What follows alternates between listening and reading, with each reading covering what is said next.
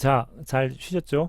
네, 저도 좀 숨을 돌렸습니다. 그럼 지금부터는 어, 양리학의 특별 주제 파트에 들어가도록 하겠습니다. 그 중에 오늘은 37장 그 히스타민 및 세로토닌 파트에 대해서 이번에는 교재를 따라가면서 중요한 것들을 정리하면서 가도록 할게요. 자, 37장에 있는 히스타민하고 그 세로토닌에 대한 파트입니다.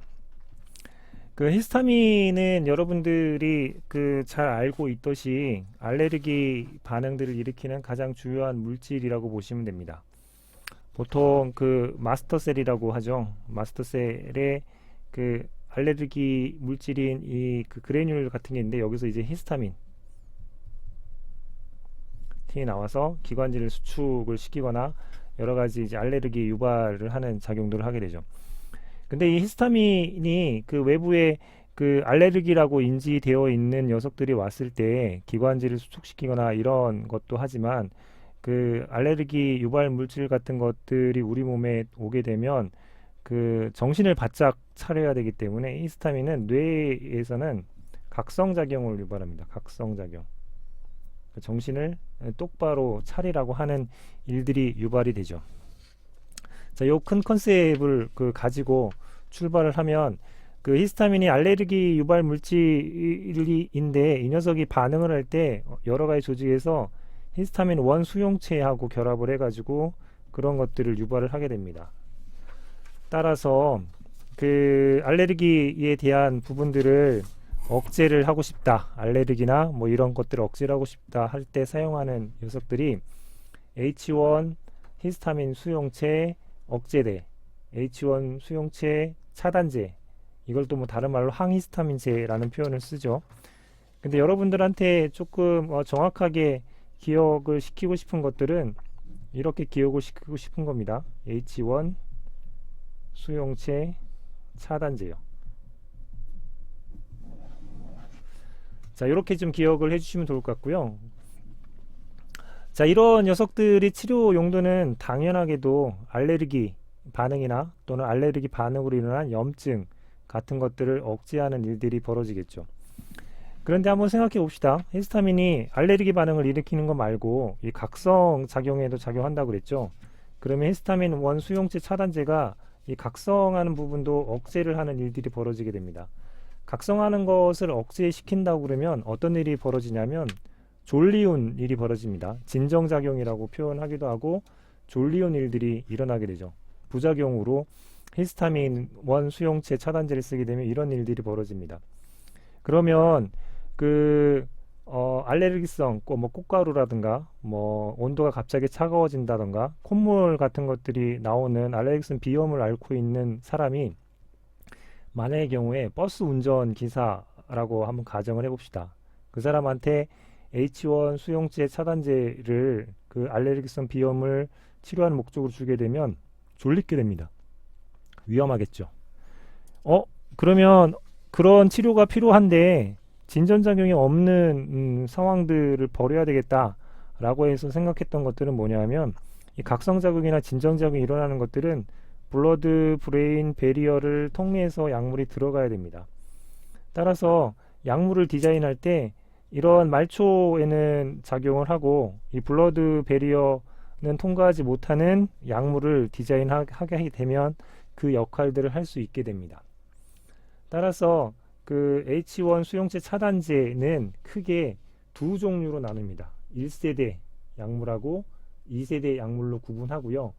1세대 약물은 효과적이고 싸기 때문에 굉장히 많이 사용하는 약물들입니다. 그래서 여러분들이 감기약 주세요 해가지고 지어오는 그 감기약 안에는 H1 수용체 차단제 중에 1세대 약물들이 들어가 있습니다. 따라서 감기약을 먹으면 졸린 이유가 그런 이유죠. 그래서 CNS에 대한 진전작용을 차단하기 위해서 그것을 통과하지 못하도록 브로드 블레인 베리어를 통과하지 못하도록 만든 약물이 2세대 약물입니다. 이 약물 디자인은 간단합니다. 카복실 같은 것들을 붙여서 길게 만들어주면 그 블러드 브레인 베리어를 통과하지 못해서 1세대 약물처럼 진정에 대한 작용들이 나타나지 않게 되죠. 정리하면 H1 수용태 차단제의 알레르기에 대한 치료 목적으로 하는 건데 제1세대 약물과 제2세대 약물로 구분이 되고요. 제2세대 약물은 블러드 브레인 베리어를 통과하지 못해서 1세대 약물이 나타나는 진정작용 또는 수면작용 이런 것들이 나타나지 않는 특징을 갖고 있는 약물입니다. 그런데 1세대 약물이 갖고 있는 이 수면작용들은 거꾸로 양리적으로 이용되기도 합니다. 어떻게 이용되냐 하면 이 불면증 치료에 오히려 1세대 항히스타민제는 불면증 치료에 사용하는 녀석들로 쓸 수 있다 라고 하는 것들이죠. 예전에 여러분 큐미테라고 하는 것들을 멀미 약으로 사서 쓴 적이 있을 겁니다. 요즘에는 그게 이제 전문의약품으로 바뀌어서 예전처럼 약국에서는 살 수가 없게 됩니다. 큐미테에서 들어있던 녀석들도 스코폴라민이라고 하는 녀석이었긴 한데 이 녀석도 마찬가지로 H1 수용체를 차단하는 역할을 하게 됩니다. 전정기관에 있는 H1 수용체를 건들게 되면 어지럼증이나 구토, 멀미 이런 것들을 일으키게 되는데 H1 수용체 차단제가 그것들을 막기 때문에 동료병, 멀미약 이런 것들로 활용된다 라고 이해를 하시면 되겠죠. 그 다음에 이제 세로토닌이라고 하는 녀석들이 이제 갖고 있는 특징들 중에 하나가 우선은 평활근에 있는 수축 반응들을 일으켜서 혈관 수축 같은 것들을 일으키고요. 또는 위산 분비를 억제하는 작용들을 하게 됩니다. 뒤쪽에서 말씀을 드릴 건데 세로토닌이 작동을 시키면 혈관을 수축시키는 반응을 일으킬 수 있고 그 다음에 위산 분비를 억제하는 반응을 일으킬 수 있는 녀석의 특징을 갖고 있는 놈이다 라고 우선 하나 기억하고 다음을 얘기하도록 하겠습니다. 첫 번째로 얘기하고 싶은 녀석은 편두통입니다. 편두통. 머리가 이제 찌끈찌끈 아픈 형태의 두통을 이야기하죠. 여러분들이 만약에 편두통을 앓고 있다면 아픈 부위에 머리를 만진다면 혈관이 벌떡 확장되는 현상을 볼 수 있었을 겁니다. 따라서 과거의 양리학자들은 혈관이 갑자기 확장되는 게 편두통 증상을 나타내는 주요 원인으로 생각을 했습니다. 따라서 혈관을 강력하게 수축하는 약을 편두통 치료제로 쓰자 라고 해서 첫 번째 생각했던 녀석들이 에르고트 알카로이드 같은 녀석이었죠. 문제는 이 녀석은 혈관을 강력하게 수축을 하는 녀석이어서 편두통에 일정하게 효과는 있었지만 뇌에 있는 혈관만 수축하는 게 아니라 동네방네에 있는 혈관을 다 수축시켜서 협심증 또는 말초 혈관 질환 같은 것들이 있는 환자들한테는 금기 사항이 돼서 편두통 치료제는 이제는 잘 쓰지 않는 녀석이 되겠습니다. 그럼 대신 혈관 수축의 기능을 하는 다른 녀석을 찾아보자 해가지고 찾은 게 트립탄이라고 하는 녀석이죠. 트립탄이라고 하는 녀석은 요 중간쯤에 보게 되면 세로토닌 작용제입니다. 아까 세로토닌을 작동시키면 혈관 수축하는 특징이 있다라는 설명을 드렸었죠. 요것들을 이용해서 트립탄이라고 하는 것들이 급성 편두통의 증상을 완화시키는 대증 치료로 사용하는 대표적인 약이다 라고 이해를 해 주시면 될 것 같아요. 그 다음에는 이제 이 챕터의 마지막 인 비만 약입니다. 여기서 여러분들한테 꼭 말씀드리고 싶은 것은 약이라고 하는 겁니다. 이쪽에 소개되는 것들을 다이어트를 하기 위한 용도로 추가적으로 사용하는 것들은 별로 좋지 않습니다. 아까 위산 분비를 억제하는 특징이 세로토닌에 있다고 그랬죠.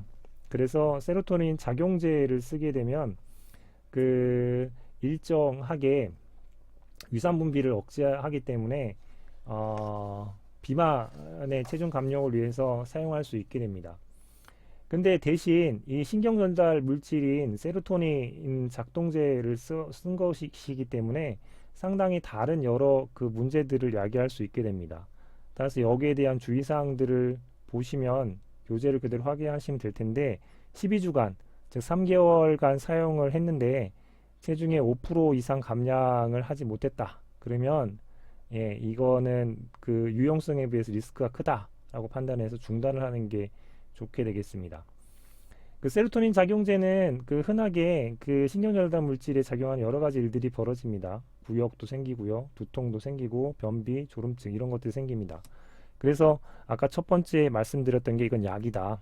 그래서 그 고도 비만의 그 여러 가지 전문의와 상의한 이후에 사용할 수 있는 거지 단순하게 다이어트의 그 용도로 사용해서는 안 된다라는 말씀을 드리고 싶은 거고요. 그 다음에 이제 식욕을 실제로 억제하는 식욕 억제제들이 있는데 이 녀석들이 작용하는 상황들은 신경 말단에 있는 노르에피린하고 도파민 이런 것들을 유리를 증가시켜서 마치 그 배불리 먹은 것처럼 가짜 상태를 만드는 형태입니다. 그래서 나는 이미 배불리 먹었으니까 음식을 먹지 않아도 돼 라고 인지하게 만드는 속임수죠. 그 속임수를 쓰는 방법들이 신경 전달 물질을 사용한다는 게 문제가 되겠습니다. 이러한 식욕 억제제들을 사용을 하게 되면 의존성들이 좀 심한 일들이 벌어지고요. 그 남용 가능성들이 생겨서 규제 약물로 쓰고 있습니다. 따라서 그 비만약으로 그 세로토닌을 작동시키거나 또는 노르에피네프린이나 도파민 유리를 증가시킨 식욕 억제제를 쓰는 것들은 비추천이라고 생각을 하시면 되고요. 이쪽에서 좀 더 이제 많이 그 사용되는 형태는 지방이라고 하는 것들을 섭취하더라도 잘 소화 흡수하지 못하도록 해주게 되면 효과가 있기 때문에 리파제라고 하는 게 지방 분해를 할 때 사용하는 소화 효소이죠. 이 녀석들을 작용하지 못하도록 억제를 하면 지방은 분해돼서 소화되는 게 아니라 그대로 그 변으로 이제 빠져나가게 됩니다.